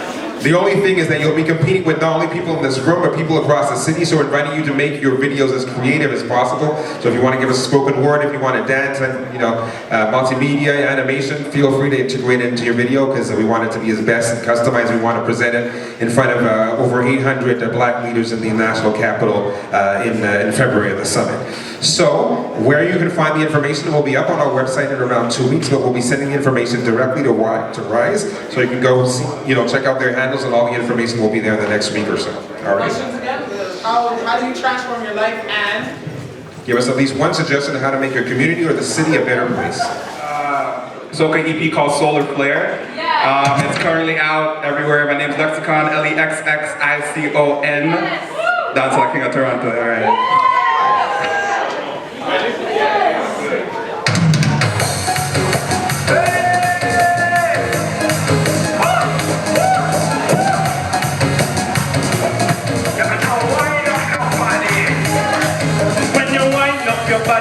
Shake up your body, twist up your body, fix up your body. Get ready, yeah.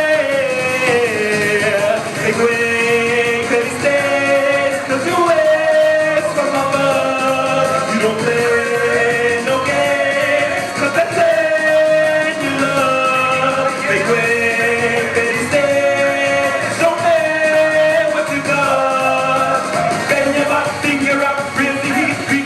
Make a mess, sweat the step, so them it's over, girl, you break over, bubble like a soda, got you feeling over, you over, drinking all this rum and kissing on your neighbor. I give her my number, grab my calculator, bring up the 8 digits, then I tell you later, cause it's just a number, get the real number, so I'm cruise over, I know, make way, tell you stay, no way, so my love, you play no game, cause I take your love, make way, tell you stay, show me what you got, bend your back, bring your rock, bring the heat, beat the spot, make a mess, let me just talk, get good, working, and you're working, say you're working, and you waistline, so see you're working, and you're working, see you're working, wrong,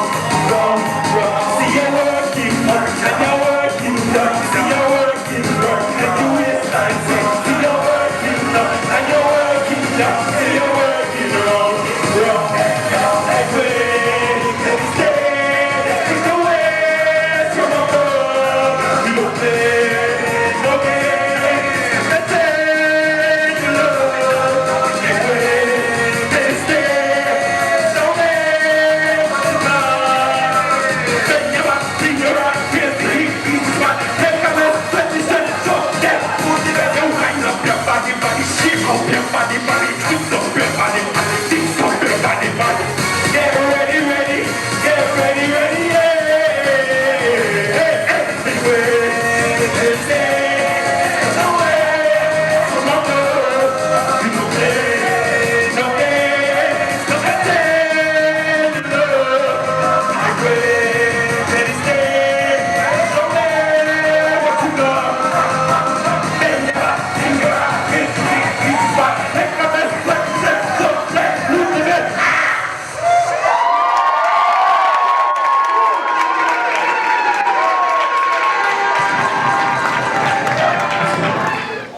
about to explain it, but they bring you not only in the zone, they take you out there. And by I mean out there, I mean out there so you can be able to discover yourself and find yourself so you can be yourself and grow yourself. Inside, coming out. Because this person can see your soul, and that's up. And is gonna be giving you bare soul and power. Y'all, please make some noise for soul!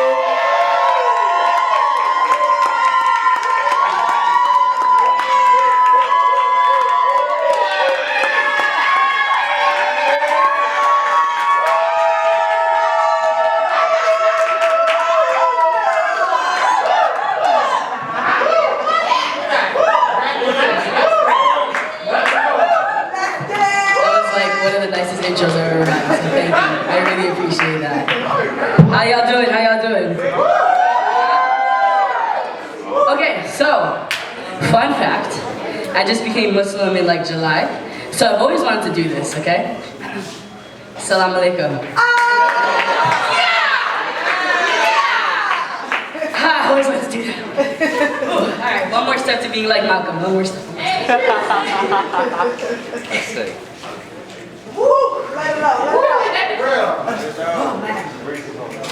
So, I wrote this piece, and yeah. Okay. Oh, first off, let me read the trigger warnings. Alright. So the trigger warning talks about slavery, mental health, religion, incest and molestation, the murder of trans women, the missing indigenous women, money, education, injustice against black boys in the criminal justice system, and immigrant women. So if at any point you are like, yeah, so this is not for me, you can just take a step out, I won't be offended. I just want y'all to feel safe, alright? You're good? Alright, cool.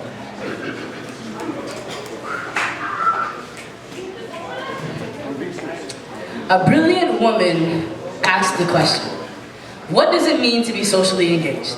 So hey, I'll take a crack at it. Out of the dust, we rise like a phoenix.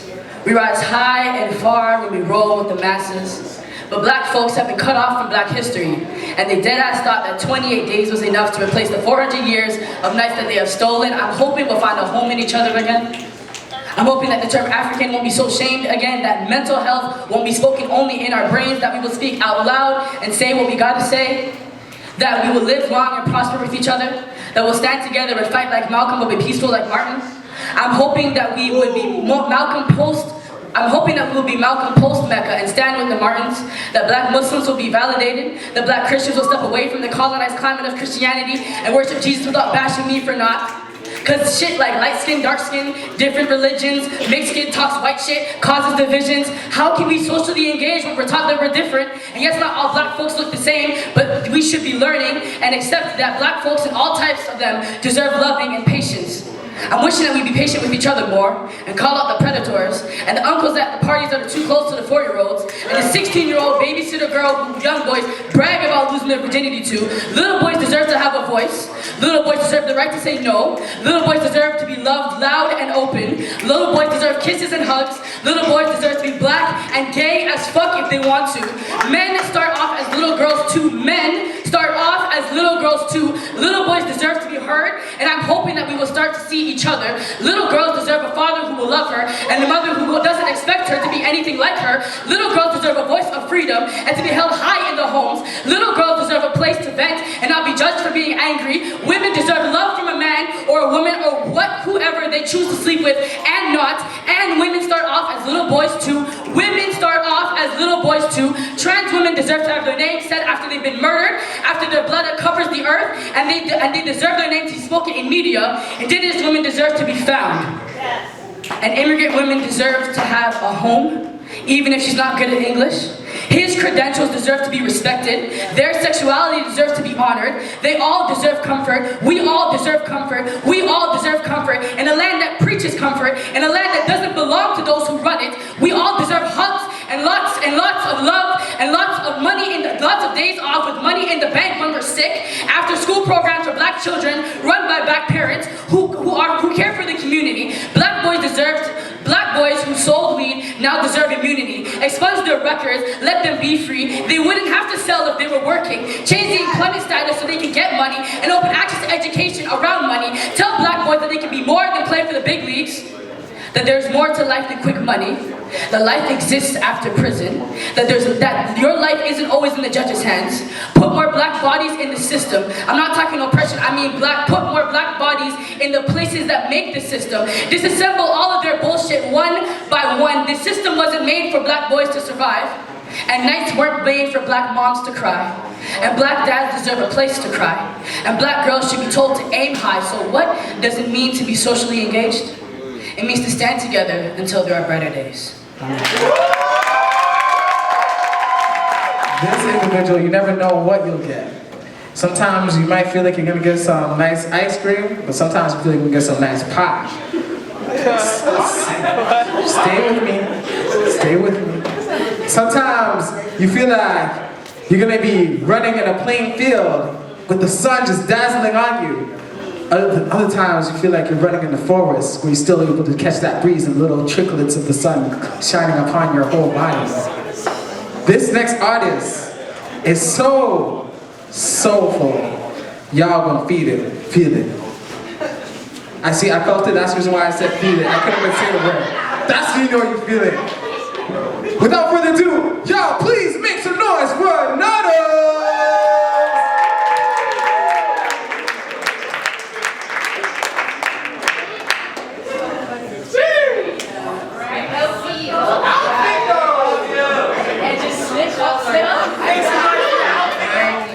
Kind of mental health. For somebody that has experienced anxiety and depression and suicidal thoughts, you know, I've held space for these things, and oftentimes when I've experienced these things, I think about what space I hold for people, and making sure that things that I'm going through don't spill into my interactions with other people. And this piece is just going to be about safe spaces. Okay. As of lately, I've been looking at other human beings and asking myself, what kind of space are they inviting me into? Is it a space that will be honest with me? Is this a space that will invite me with open arms, stems as arms and roses for hands, or will your arms reach out to me with thorns that will hurt me and rose petals that will fall as soon as I get close? What space will you hold for me? What language will you choose to utter to me? Will you think about the words you give voice to when you speak to me? Will love overflow off your tongue, or am I being introduced to a world filled with trauma? Will you speak to me with caution and allow your tongue to seize the words you really choose to recite to me in moments of anger?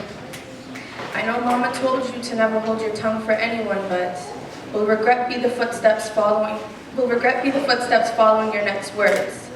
Will you be a safe space for the both of us, and if not me, then possibly just for you?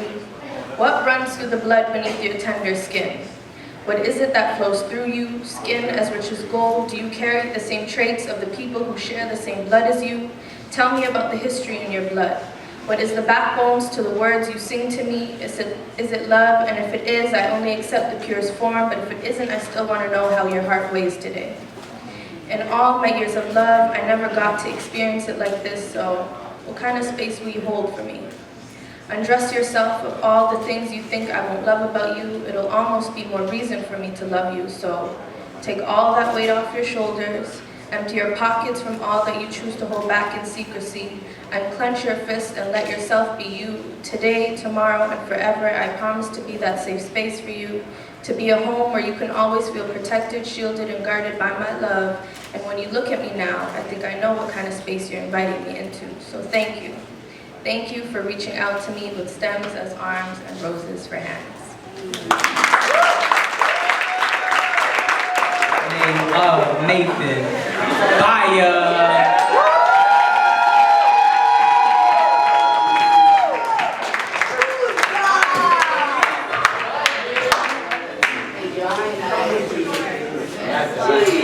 Discover I've arrived. It's a very long time that I was supposed to feature.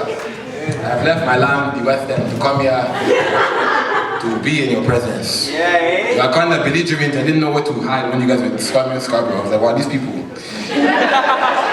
How you guys feeling? You guys are blessed?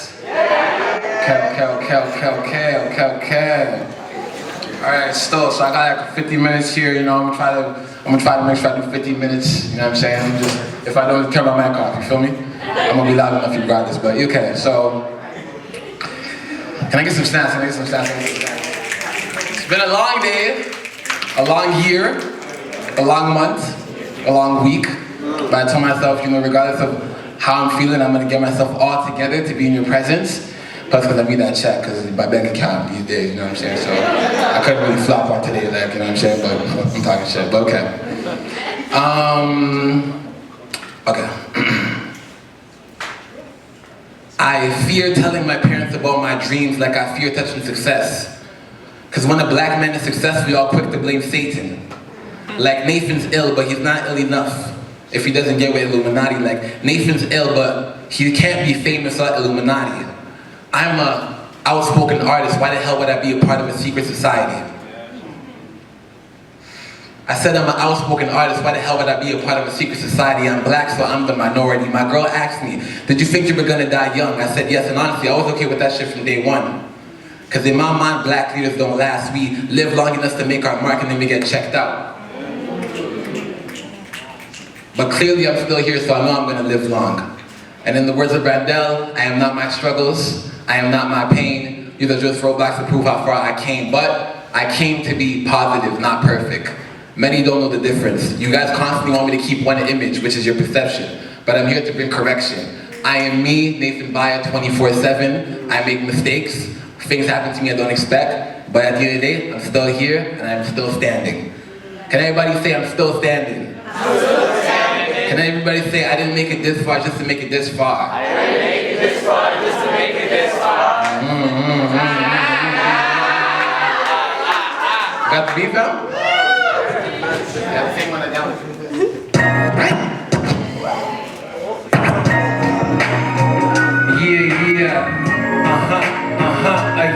Yeah. Whoa, yeah. Can I get a rise? Can I get a rise? Check it out.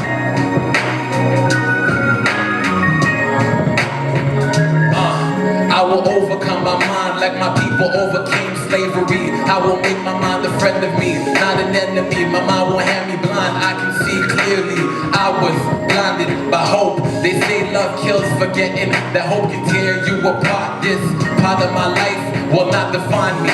All it will do is refine me. The devil thought he was killing me, but all he was doing was giving me a story. Now I'm back on the mic to storytell. Your mind can either be a place in hell or a place in heaven. You choose from according to what you choose to listen to. Listen to me.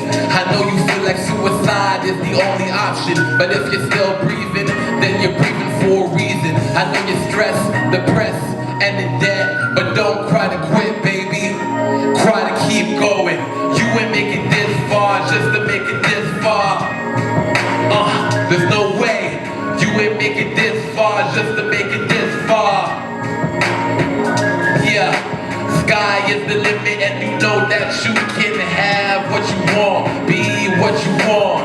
Sky is the limit and you know that you can have what you want. Just keep on pushing on, say it. You ain't make it this far just to make it this far.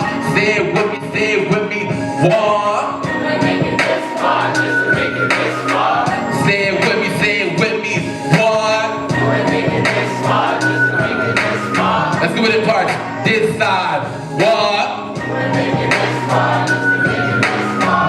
That side, war. You ain't make it this far just to make it this far.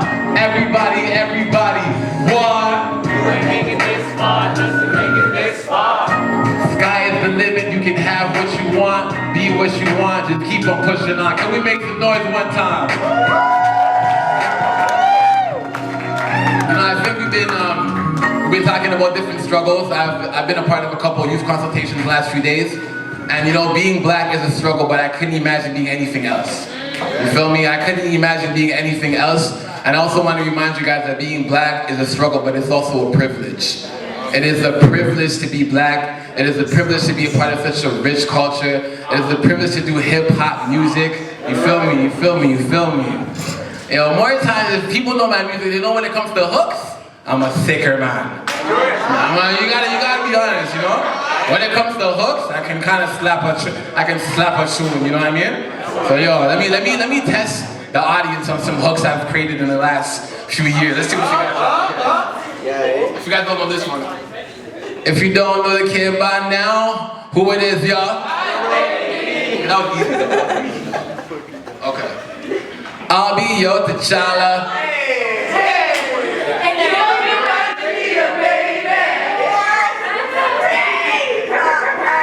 You are nothing less than beautiful. That was kind of lacking.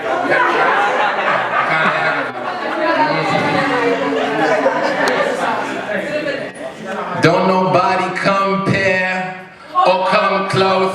For you I do the most, and girl I just want you to know that nobody knows. Nobody. Okay. Like I said, I'm a sicker man with the choruses. We can go all day, you know, we can go all day. If you want a hook, just DM me, you know what I'm saying? I'll bless your whole track, make your whole album sound fire. Feel me? It's not a game, it's not a game. Let me get Black Panther, yo. I think this is a Scarborough favorite, I think it's safe to say. Yeah. Everybody make some noise one time. Let me feel the energy in the room. Come on. Let's go. 1, 2, 3, bam. Baby girl, don't call him boo. Ayy, call that brother KFC. Cause all he does is sell for cheap. Hey, I'm trying to provide you with loyalty. Make you my queen, make you royalty. Actually, you've been royal. I just wanna be your king and complete. Royal niggas, I am the one who's been feeling you from a distance. Let me get close for an instant. Your X-Man been irrelevant. To success, I'm the element, cause I'm heaven sent. If I settle with you, it's not even considered settling. Look at you, I mean just look at you. She dark skinned, for me not to holler, be a dark sin. Skin so dark with a soul that lights up the room. See, I see you, I know you see me too. I'll be your T'Challa, and you will be Storm. And I'm sure we'll get through any weather together. Oh, yeah, I'll be your T'Challa. And what? You'll be my baby. I said, I'll be your T'Challa. And you'll be my Nakia, baby. She dripping in vibranium.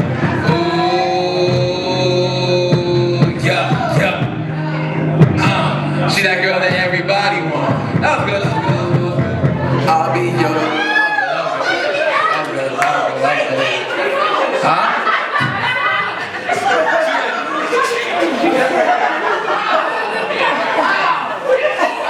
Got you on the ones. It's a teaser, you know, so they go on Apple Music after, you know. I can't give you the whole thing, you feel me? You know what I'm saying?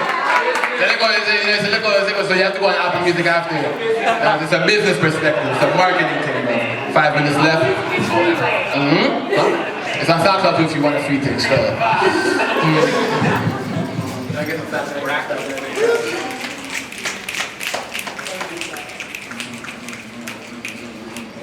Give me where you are.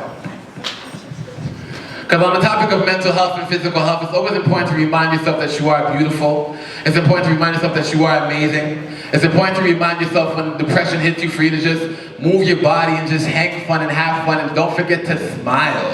You know what I mean? I feel like life is so hard. I feel like when we talk about communities, especially underprivileged communities, we struggle a lot. So sometimes this song just reminds me of how beautiful I am and how amazing I am, and I hope to have your support. Let's get it.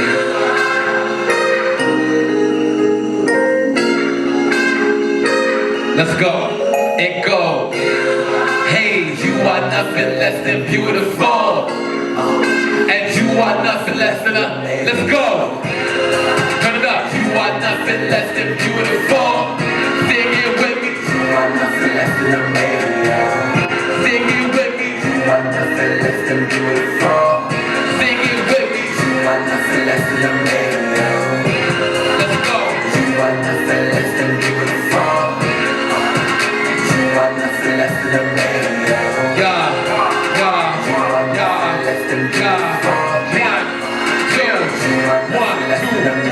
yo. I am a man and I'm sensitive as shit. I think the fact that I'm sensitive makes me the sexiest. Whoa, heard you gotta be a gangster to be a man. Wankster to be a man. I don't really understand it, man. I just do what I gotta do. I just say what I gotta say. I just express and I feel blessed. Look for the press. Listen to that flow on random day. Yeah, yeah, this a brand new day. I'm trying to live a brand new way. I'm the queen beside me. I heard your first name black and your last name queen. See, I see you look at me with your bad do like a bad do when I'm in the mood for love. Cause I've been in my room bumping, Marvin, stopping for love. Love is a drug I feed for. Prescribe me in my medicine so that my soul feels so full. With you, baby girl, I feel so full. And we ain't even near. I don't gotta eat with you, just feel complete with you. All I gotta do is meet with you. Rendezvous for you, make that 3. Cause I need an extra hour just to match your status. Girl, you a goddess, know me to be modest. Let me be honest, I'm trying to be a king to a queen. I never needed a king to know she's a queen. Baby girl, you know that. What? You are nothing less than beautiful. I'll be a choir, let's go. You are nothing less than amazing. You are nothing less than beautiful. Make it sick hook back. You are nothing less than amazing. I cannot hear you, I'll sing it now. You are nothing less than. Are you not beautiful? Sing it now. You are nothing less than amazing. You are nothing less than amazing, yo. Ooh, depression trying to stop me. Ain't no way that you can stop me. Cause God got me. I said, ooh, depression trying to stop me. Ain't no way that you can stop me. Cause God got me. I said, ooh, depression trying to stop me. Ain't no way that you can stop me. Cause God got me. I said, ooh. I said, ooh. Whoa. This my battle with depression. Choice of weapon, nothing less than self-expression. Hey, this my battle with depression. Choice of weapon, nothing less than self-expression. Hold up. If depression couldn't beat me, yeah, what makes you think that you can beat me? If depression couldn't do it, what makes you think that you can do it? Boy, you must be stupid. Girl, you must be stupid. I am one thing, what's that? Unstoppable. Sing. You are nothing less than beautiful. Let's go, let's go. You are nothing less than amazing. Let me hear you say it. You are nothing less than beautiful. Like you believe it. You are nothing less than amazing. You are nothing less than beautiful. And you are nothing less than amazing. Yeah, yeah, you are nothing less than beautiful. And you are nothing less than amazing, yo. I want to say, I want to wish you guys all an amazing week. I want to wish you guys all an amazing month, and I pray you guys end the year in success with prosperity. I'm sending love and light. Depression's a real thing, anxiety's a real thing, and just because I'm a positive person who battles, I battle with it too. You know what I mean? Sure, I'm a strong person, but at the end of the day, I battle with the same things that I preach others to motivate, because I want us to form a community of people who can heal together, stay strong together, because that's the only way we're going to prosper. With that being said, God bless you all. Nothing but love and light. Peace.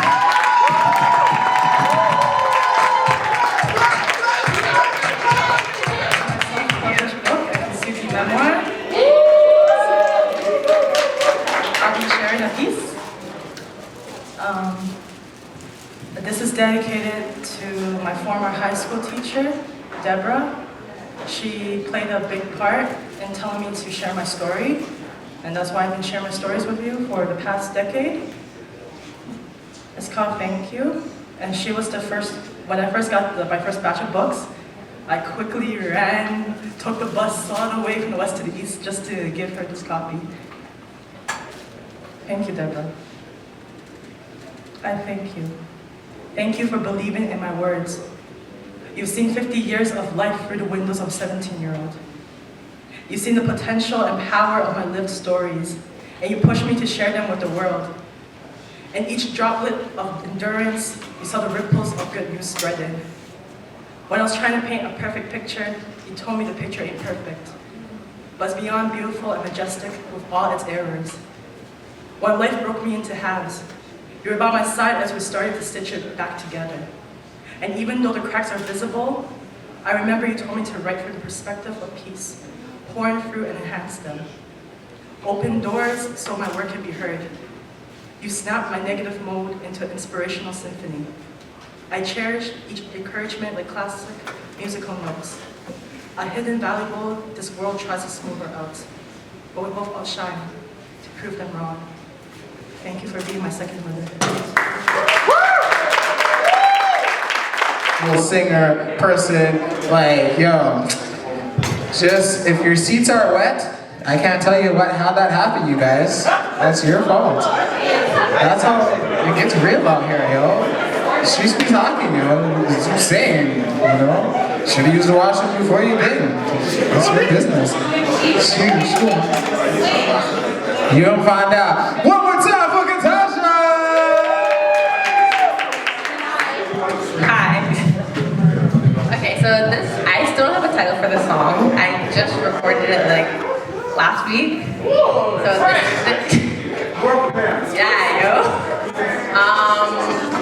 yeah. This isn't the actual like track that I have the song on. It's just the piano arrangement. But I'm just gonna sing a bit of it, like 2 minutes. Hope you enjoy.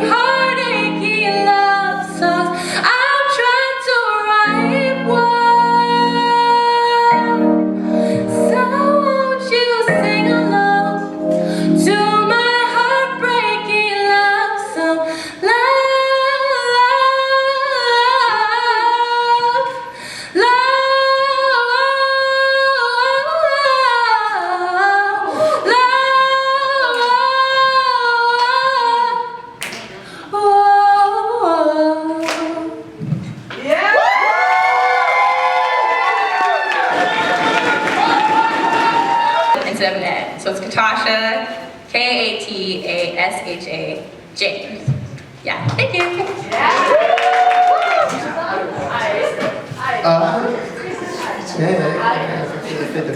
Yes. So I was gonna do songs that you guys know, but unfortunately I misplaced my USB, so I couldn't do it. But it's okay though, because I usually do this thing. I only did it twice. My 3rd time doing it. So I'm gonna freestyle for you guys. Yeah!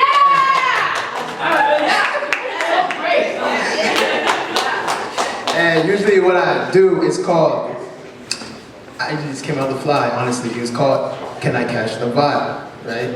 And it's like, oh. So what I want to do, I want to know if you guys are still with me with the energy, you know. So when I say, can I catch the vibe, can I catch it? I want y'all to say, yeah, okay? So we're gonna try that. So like, can I catch the vibe, can I catch it? Can I catch the vibe, can I catch it? Can I catch the vibe, can I catch it? Can I catch the vibe, can I catch it? Yeah! DJ Louie with the Dewey, you know what to do, man.